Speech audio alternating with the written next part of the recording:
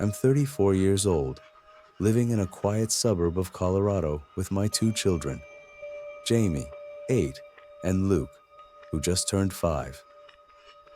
After my divorce, I took full responsibility for the kids and believed we had settled in quite comfortably. Our house was at the edge of the neighborhood, near a wooded area, which provided peace and quiet. Yet, sometimes, that silence felt almost too absolute. Everything was normal until one January night. I was woken up by Luke. He was standing by my bed, shaking my shoulder.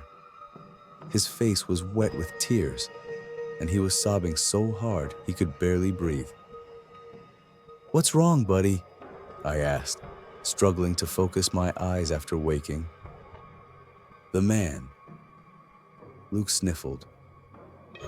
The man in the neighbor's window was looking at me and making scary faces. I snapped awake.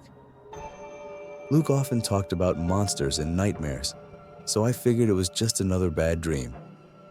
But this time, his story felt too specific. No fantastical details, no whimsical exaggerations.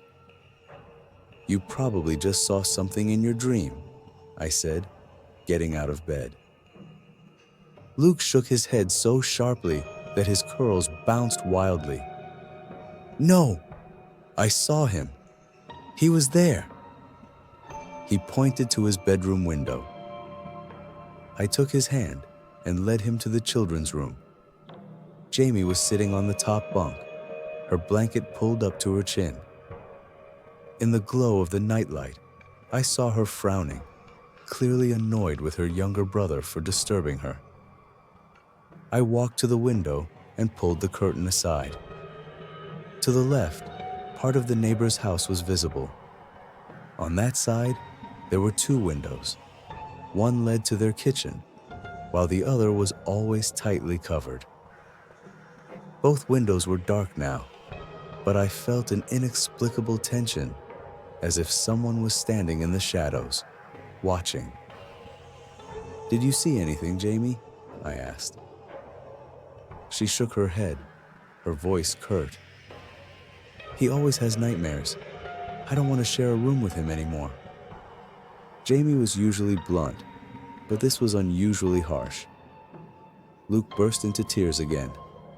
To calm him down, I let him sleep in my room. I set up his favorite comic-themed tent next to the bed. Luke was delighted and fell asleep almost instantly. The next 2 nights passed peacefully, and I began to believe it had all been a dream. But on the 3rd night, Jamie woke me. She stood by my bed, her face pale with fear. "Dad, he's back." "He was looking at me and making those horrible faces," she whispered. I frowned. "I closed the curtains before bed. Did you open them?" She nodded. "I heard a strange noise, like someone whispering outside." I opened the curtains a little, and I saw a light in the neighbor's window. He was standing there staring at me. A chill ran down my spine. What was he doing? Jamie tensed and mimicked the expression she'd seen, baring her teeth, furrowing her brows, tilting her head unnaturally, and stretching her neck. But the worst part was the gesture she made, raising one hand palm up and using the other to mimic slicing across her forearm. I stopped her, asking her never to repeat it. I felt a boiling mixture of fear and fury inside. The neighbor, a man in his 40s who was reclusive but seemed harmless, had no reason to behave like this. I decided to confront him the next morning. The following day, I went to the neighbor's house. His car was in the driveway, and smoke was coming from the chimney. He was clearly home. I knocked for several minutes, but no one answered. Just as I was about to turn away, I noticed movement by the window, as if someone had crouched below the sill. I raised my voice. "Stop scaring my kids." No reply. That evening, I decided it was time to get to the bottom of this. While the kids slept in my room, I stayed in theirs. I shut the curtains, checked the locks, and positioned myself near the window with my phone. Around midnight, I heard a strange sound, a soft clicking noise. It repeated over and over, like someone calling a horse. Tsk, tsk, tsk, tsk. I knew immediately that this sound was made by a person. My heart pounded. I stood up and peeked through the narrow gap between the curtains. The neighbor's window was open, and his silhouette was illuminated by a dim lamp. He was moving, contorting his face grotesquely until it resembled a monstrous mask. When he noticed me watching, his smile vanished. His face twisted in rage. He slammed his window shut with a bang and drew the curtains. I let the curtain fall back and slowly sank to the floor. I wanted to call the police, but then came a sharp bang on the glass. I jumped up and looked outside again. No one was there. I quickly dialed 911 and gave the operator a brief explanation. While I waited for the police to arrive, I grabbed the pistol from my closet and sat by the bedroom door. Jamie peeked out from her tent, her wide eyes filled with fear. "It's okay," I whispered, "but stay quiet." A few minutes later, sirens cut through the night. The banging on the window stopped. The police quickly surrounded the neighbor's house. The door was unlocked, and they entered. After about 5 minutes, the officers emerged, their faces pale. "Your neighbor has been dead for several days," said a female officer. I stood frozen as police officers bustled around the scene. Through the window, I saw them taking pictures of something in the snow. Curious, I stepped closer. 2 human-shaped paper cutouts, carved into the shape of hands, were nailed to a tree like some sinister symbol. We moved out the next day. My children never look out windows at night anymore, and I'm still terrified to know who or what that really was. Alex and I had been friends for almost 20 years. He was the kind of person you couldn't miss. Intelligent, charismatic, with an incredible sense of humor. Alex was always the center of any gathering, someone who could connect with even the most introverted people.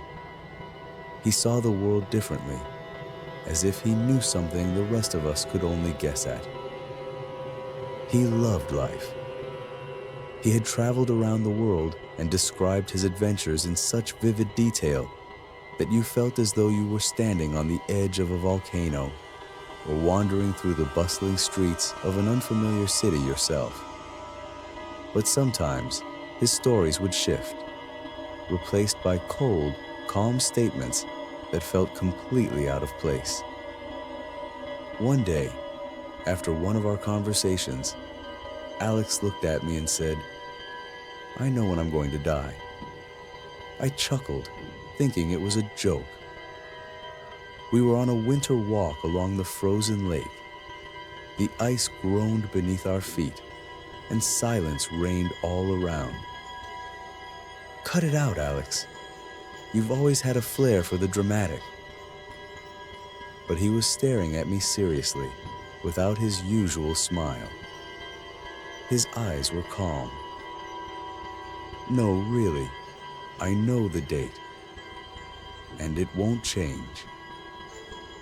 A chill ran down my spine, but, as always, I brushed it off, assuming Alex was just setting a mood.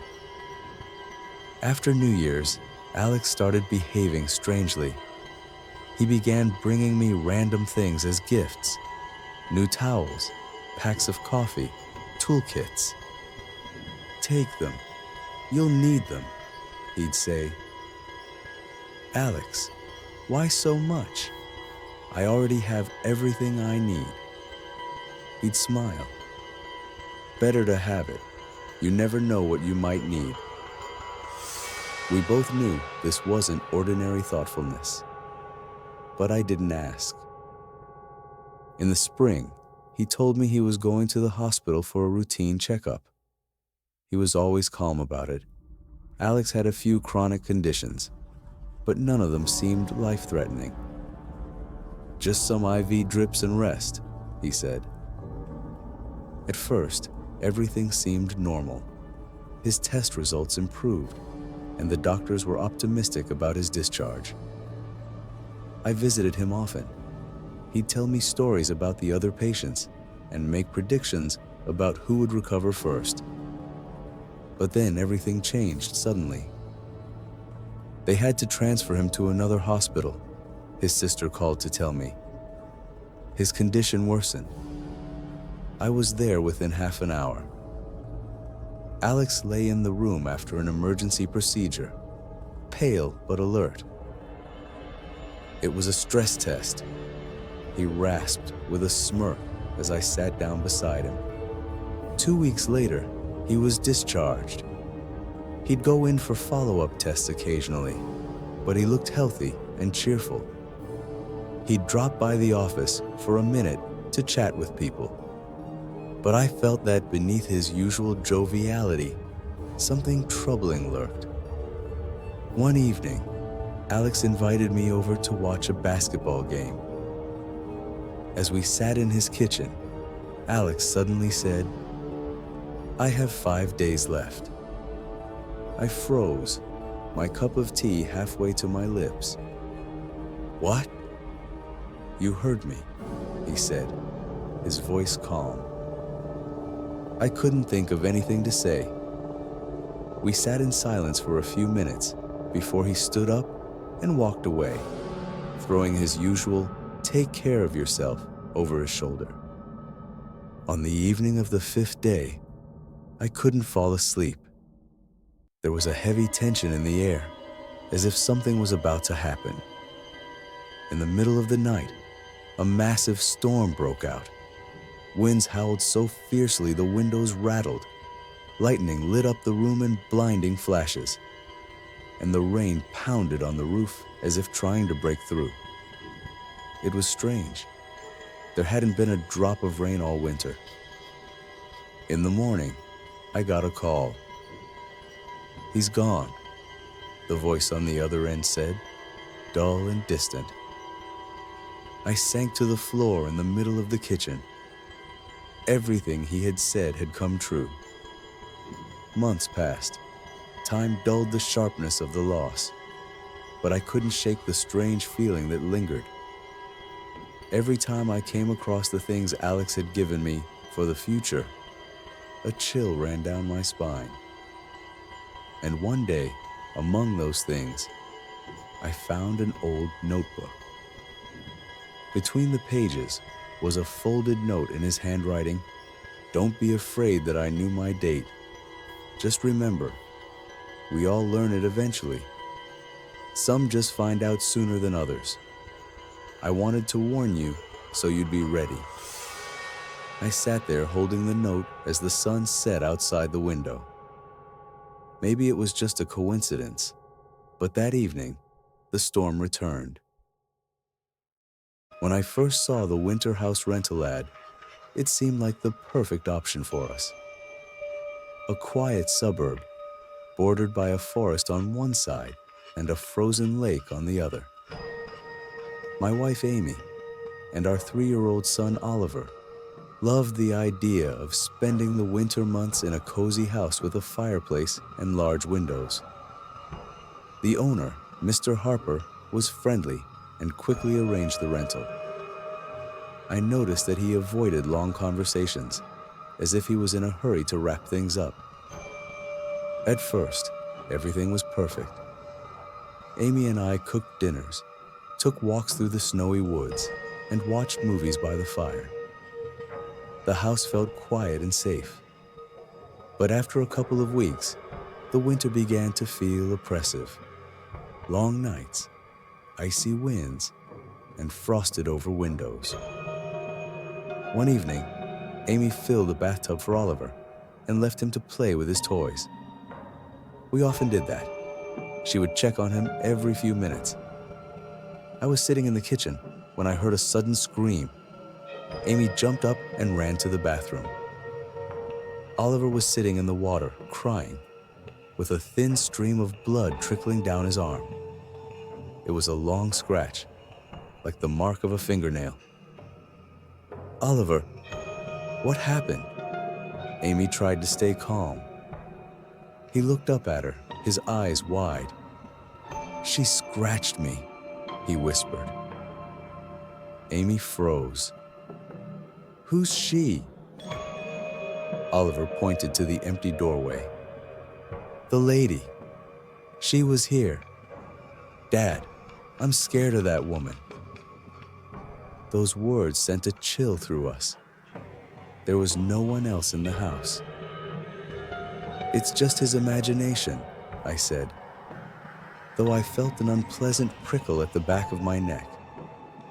We treated the scratch and tried to brush off Oliver's strange words. 2 days later, I came home earlier than usual. Amy was making dinner, and Oliver was standing by the window, his forehead pressed against the glass.